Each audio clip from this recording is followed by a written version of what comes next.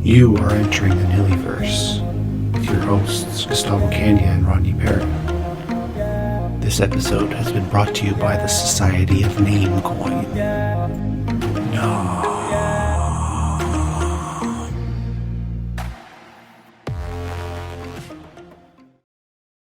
Great. Well, good morning, Gustavo. Good morning, Rodney. Good to see you. Good to see you. Well, today we're going to look at a section of our book called Unconscious Scientific Discovery. As I was going through it, it really struck me that there's such a difference between reading information and talking about information. And this is, just for the people who may be listening, this is a section of the book you really should read.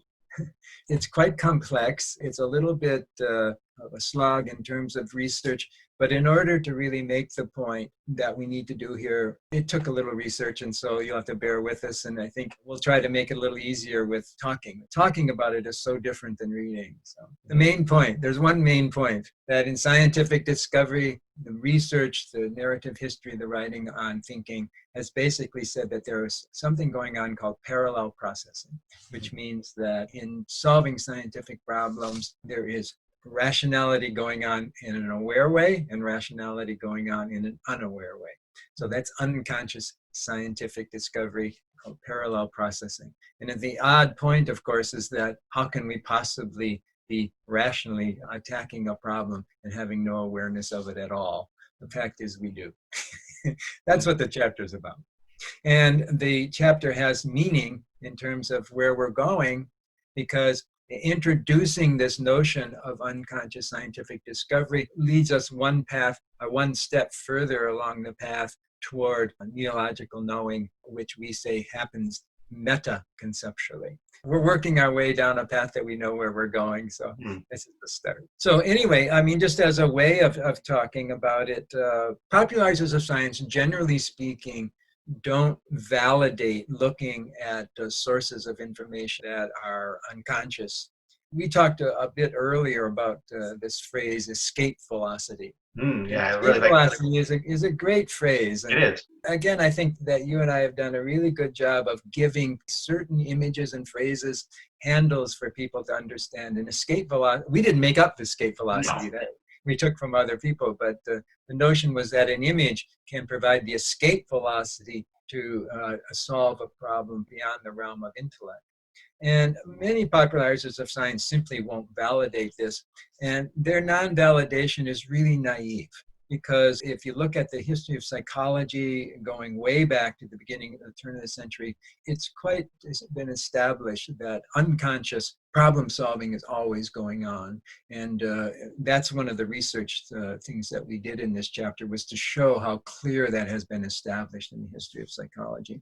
So anyway, I'll just mention one. Now, we talked about Bernard Lonergan a while ago about how insight happens and so forth, but it was way back in 1926 with Graham Wallace. He had a book called The Art of Thought, and he's the one who introduced this four-staged model of how insight occurs in scientific thinking, but in all forms of thinking.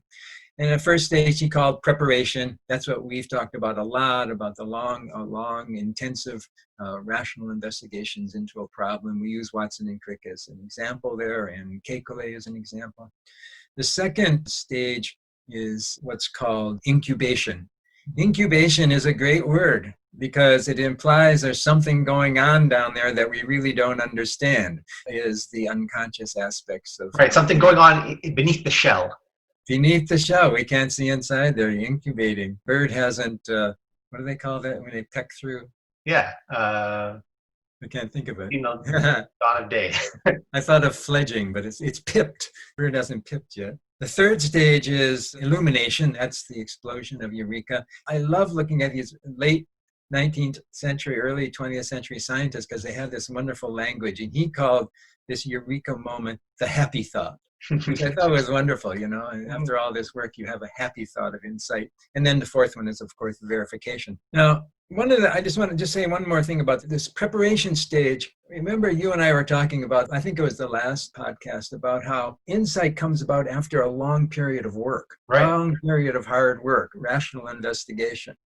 And there's a book out by a fellow named Gary Klein, and it's a really great book. It's called Seeing What Others Don't, The Remarkable Ways We Gain Insight.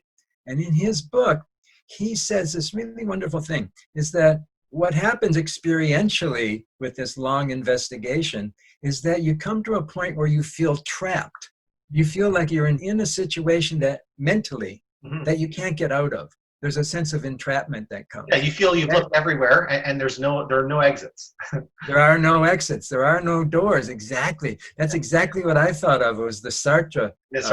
No exit. And we talk about Sartre later, so I wanted to bring that up. But it's a very important one there because that sense of desperation, I'm imprisoned, there are no openings in the walls, is indicator that the state, the condition of illumination may be coming. I really like that thing about the trapped mind.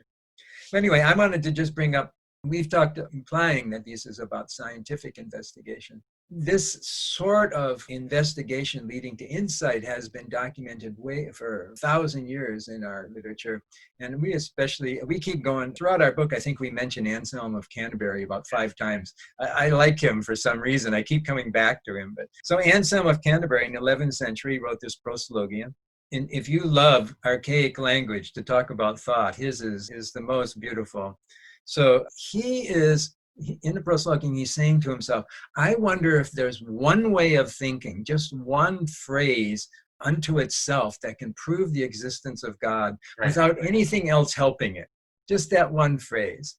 And so he went into this long, like a stage 1 investigation, where he just thought and thought and thought about how he could possibly express the existence of God, and it would have a certain probative or be proved in the way he was thinking it. And he said, at last, despairing, I wanted to desist, as though from a pursuit of a thing which was not possible to be found. But just then it began more and more to force itself insistently upon me. So he got to a point where he was ready to give up. He wanted to give up because it was so painful, this thinking about the existence of God. And suddenly the thought came to him as if from another being, as if from another mind. It came to him from somewhere else. And so he went into a place where he was exhausted. He sort of despaired. He went into this no exit kind of place. And then he says this, he says, what I had despaired of finding appeared in my strife-torn mind in such a way that I eagerly embraced that line of thinking, which was, as one who was anxious had been warding off. So at the end, he was even trying to stop the insight. Epiphany. It's too much. It's too much to bear. I can't do this anymore. And of course, his insight is the famous phrase, God is that greater than which no greater can be thought, which is an amazing, I find it clumsy to speak in modern English, but a great form of thinking. And if you look at his proslogium, you see that he very systematically, well, he didn't know it was systematic, but he goes through the 4 stages of insight that Wallace had brought up. So why are we even talking about Anselm of Canterbury? But the one reason, in terms of our book, that place where the insights come from has consistently in the mind of writers been left unexplored. If you did read through this section, you would see that there are many writers that we've pointed to who in various ways, they talk about the unknown, the black spot, the place where there's no light, the mystery, the other being, and so forth. And it has been our job in writing the book about nothing and nothingness to actually look into that place where insights originate. And that place is, in the end, not so dark, and not so mysterious. It is, again, just as a little foreshadowing, it is the realm where nothing exists. Thank you for that introduction. And there's a lot there. There is, but let's first start with why we might sort of be focused on you and I bringing up Anselm of Canterbury. And I think it's because in him we have a kindred spirit. He's a man, I guess, who sought understanding through his faith and looked to share that faith through reasoned argument, right, without appeal to doctrine. Exactly. Right? And which is, I think, in some ways what we're trying to express, right? With nothing and nothingness. I guess as you brought up the ontological proof, you didn't say as much, but it's referred to, I guess, his most famous piece in the proslogium is the ontological proof of existence, right? Ontological meaning that of what is, right? And so he starts with the definition of God being something than which not anything. He doesn't say not anything, he says nothing, but we're using the right teleological terms here, right? So we're distinguishing nothings here. So God is something than which anything greater can be thought of, right? That's right. So if that's what God is, right, and since it is greater to exist in the mind and in reality, as opposed to just the mind alone, then according to that definition of God, it would be greater to be conceived, and not just to be conceived, but also to exist in reality as well. And so with that very, very short argument, God must be, and he's not just like some mental concept, but some extra mental reality to him. I love this. And really, like, I mean, people are still talking about it today, like almost 1,000 years, since it was first penned. There's something great here. I don't think it proves God, according to the argument, if we are to nitpick, right? And atheists will nitpick here. Mm-hmm. It's not God that is something which not anything greater can be thought, right? But it's the idea of God, which is a difference. The idea of God is not God. And Kant, who were 300 years ago, said that you can't posit existence as a predicate or as a property of a thing, right? Because he correctly points out that all things exist, right? So in a way, specific properties must be contingent, not necessary, of specific things. Right. Okay. If everything had the property of existence, it's not really a property, essentially, right? Right. So that's why for those two reasons, I don't think that Anselm's proof would convince the most ardent atheist. Doesn't mean that it doesn't have value, right? Yeah. Actually could be helpful to demonstrate the need for an idea of God in the mind. Something like the ontological proof could be useful for the idea of God in the mind. Maybe not to prove that God exists. But I thought that what we could do, I guess, following along this line of reasoning, we can introduce another proof, harder to pick apart than Anselm's proof. And that is the cosmological proof. Not the cosmological proof of the Middle Ages, but Kalam's cosmological proof, as described or as championed, right, by William Lane Craig, the Christian apologist of today. We have a clip of him, this happened just this past week, where he was speaking with the self-proclaimed atheist, Alex O'Connor, very, very popular atheist. I think he has something like 300,000 subscribers to his channel. I noticed that, yes. And he's called the Cosmic Skeptic. Yes. Cosmic Skeptic. So William Lane Craig presents his modified cosmological argument for the existence of God. And the proof is very simple. It's basically whatever begins to exist has a cause. The universe began to exist. And so, therefore, the universe has a cause. Right. Okay, very, very simple. And as a point here, as you're listening to the clip, keep in mind that Craig is not arguing for there being a need for a material cause. Right? He makes it quite clear that we're not necessarily, we don't need matter here. Right? What all that he cares to establish is the need for an efficient cause. If you remember Aristotle's causes, material cause is like the marble of a statue, right? There's the formal cause, which is, I guess, the plan to draw, the plan that was drawn up to chisel out, right? The statue. There's also the efficient cause here, right? Which is what Craig is arguing for, which is the sculptor and also the tools, so the chisel are the efficient causes. And the final cause, which is what's the purpose of why would a sculptor go to the trouble of doing all of this? Well, for some beauty, right? So that's the final cause. The goal of the statue is to be beautiful. Right, purpose. Yeah. Okay.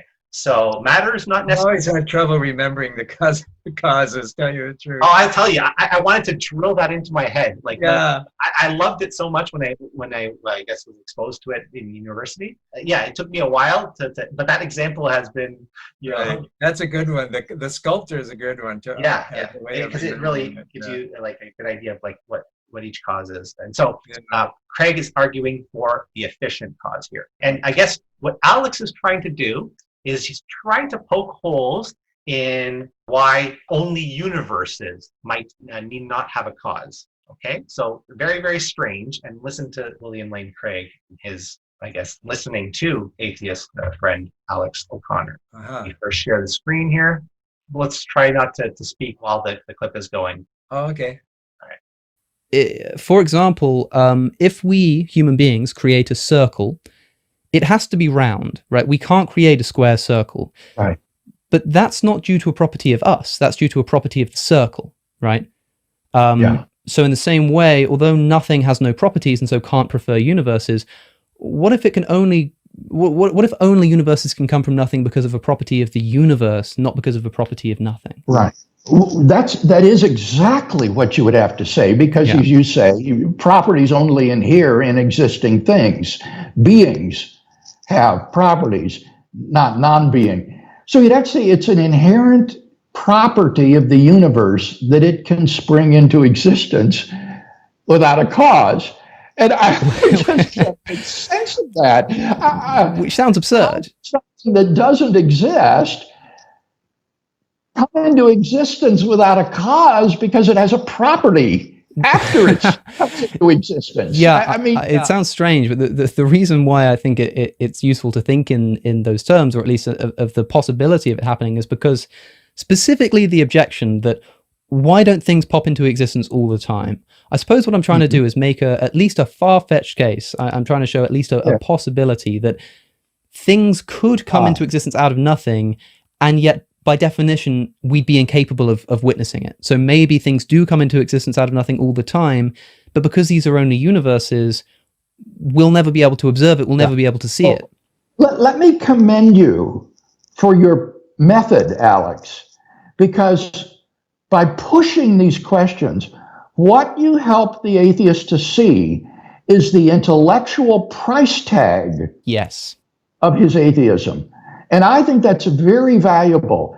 One of the goals of the Christian apologist will be to try to raise the intellectual price tag of non-belief. And if non-belief or non-theism requires me to be a mereological nihilist, to think that things have an intrinsic property, that they can come into being, that other things don't have, this is all raising the intellectual price tag of non-belief. For me, at least, Alex, just way, way beyond what I'm willing to pay. And so that's helpful that you're doing this. That is a really, really interesting way of thinking about apologetics, and the argument that we're having is kind of like, what's the better deal here, right? Because both worldviews seem at least consistent, but you've got to ask yourself, how much you're willing to sacrifice of your intuitions, how much you're willing to sacrifice of the beliefs that you think are true in order to hold to those conclusions. And the key point is taking the justifications that we're giving and showing what they lead to, right? Because a lot of people consider, well, this argument may allow this to be the case, but they don't think that if you accept that justification, it can also lead over here, and you don't want that, right?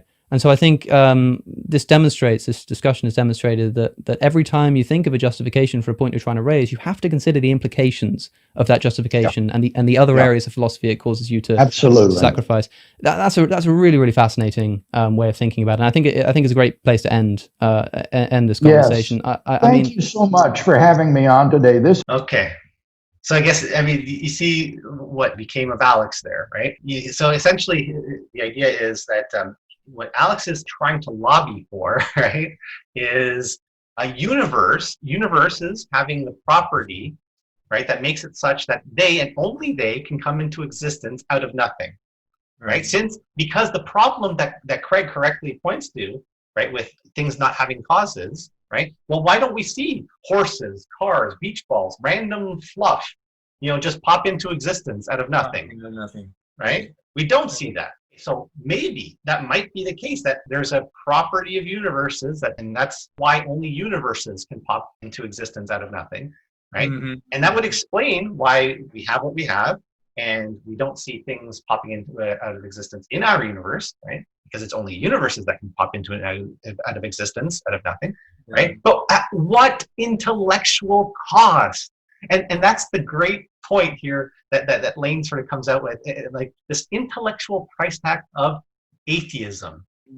We have the choice ultimately to accept whatever philosophy we want to accept, right? Provided it's a consistent philosophy, right? You can have a philosophy that leads you to the conclusion that there is no need for a God. And there's another philosophy. There are other philosophies that no, it requires a need for a God, right? But why is it that we choose what we do, right?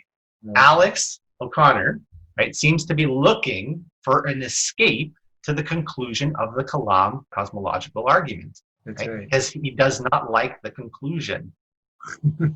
He doesn't. So let's just recap. Now, Craig's argument does not justify creation ex nihilo. It does not justify, it does not say, demonstrate that the universe came into existence out of nothing, right? Or from no matter, right? But for the purposes of the scientist, right, it might as well be seen as such, right? Because the only stuff that could have been around for the creation of the universe would, from a scientist's perspective, either metaphysical matter or supernatural matter, right? So God could have used some other building blocks, right? Some material stuff that exists outside of the universe. But for the purpose, from the scientist's perspective, it is as if it was created ex nihilo, right? Out of nothing.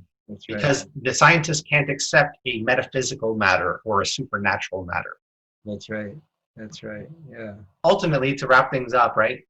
Any proof of God, from my perspective, here's just my perspective, right, is destined to be flawed, because it's my understanding or my suspicion that God could not be captured by reason and reason alone, right? It's absolutely necessary that one come to God through belief. Right.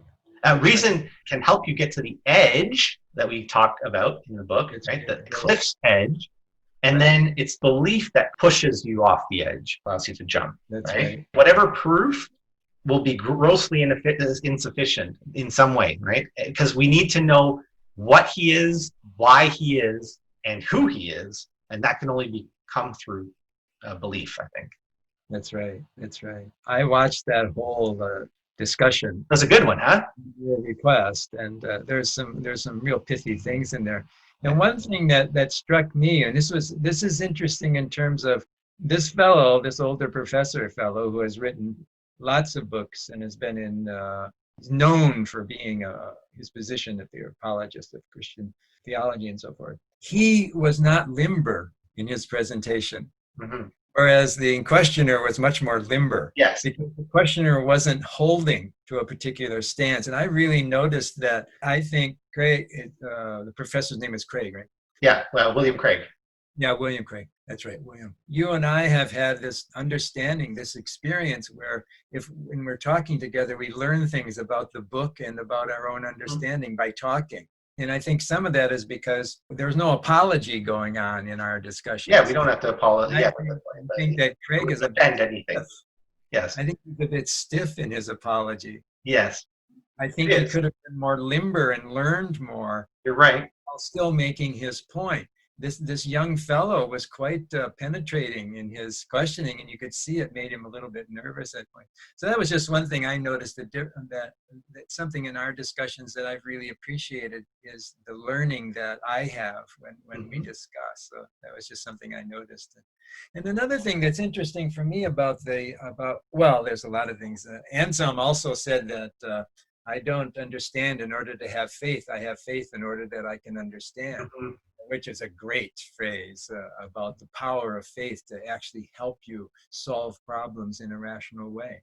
Mm-hmm. And it helps you extend your interest into wider fields, which is really, I find really fascinating. And another thing that I like about Anselm is if you think about Anselm, just an excruciating reflection on this, looking for his one statement that would prove God, and to the point where he was hounded by it and became sort of paranoid, it chasing him around, and he wanted to get rid of it for a while. Was that my appreciation for Anselm is that I think he was saying something a little bit similar to our cliff edge discussion, is that if you can think it, then it's got to be one step beyond that. Mm-hmm. If you can think God as something, then it's one step beyond that. So he's just pushing us, to go further. It's always pushing you further and further and further. It's not, Anselm, I think he was resting in his insight, but he was resting in the notion that God is going to be one step further than that thought, that great thought. Right. And I like that.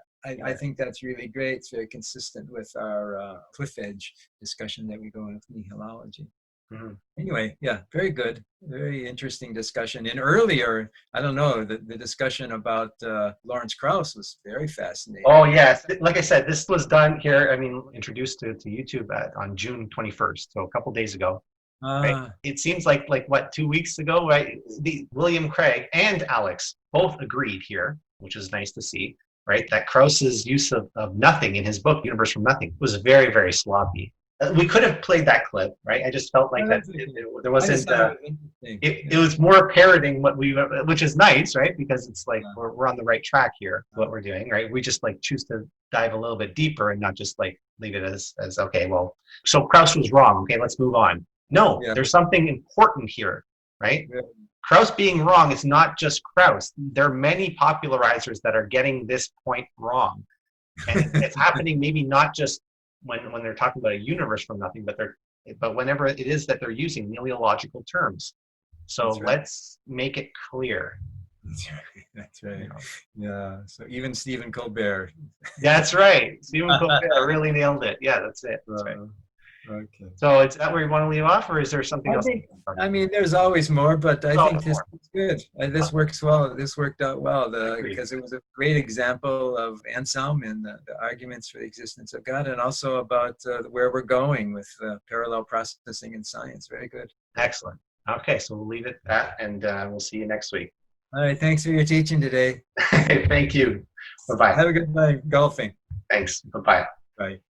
Entering the Universe has been brought to you by the Society of Namecoin. Until next time. No.